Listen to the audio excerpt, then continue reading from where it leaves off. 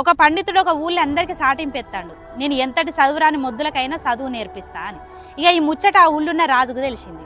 ఆ రాజు వ్యక్తిని పిలిపించి, ఏందయ్యా నువ్వు ఎంతటి చదువురాని మొద్దులకైనా చదువు నేర్పిస్తావట, నిజమేనా అని అడిగాడు.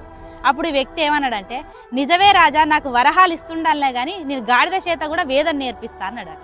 అప్పుడు ఆ రాజు ఏమన్నాడంటే, మా కొట్టంలో ఒక గాడిద ఉన్నది, దానికి వేదం నేర్పియాలి, ఎంత తీసుకుంటావు అని అడిగాడు.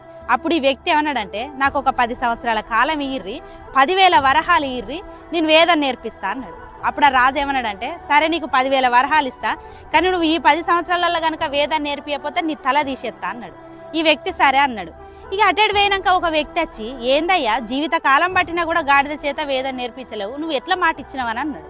అప్పుడు ఈ వ్యక్తి అన్నాడంటే, ఈ 10 సంవత్సరాలలో నేనే పోవాలని ఏమున్నది, రాజే పోవచ్చు గాడిదే పోవచ్చు అన్నాడట. అందుకోసమే మనం ఒక్కొక్కసారి తెలివిగల వాళ్ళం అని అనుకుంటాం, కానీ మనకంటే తెలివిగా వ్యవహరించే వాళ్ళు చాలా మంది ఉంటారు. కొంచెం చూసి మెదులు.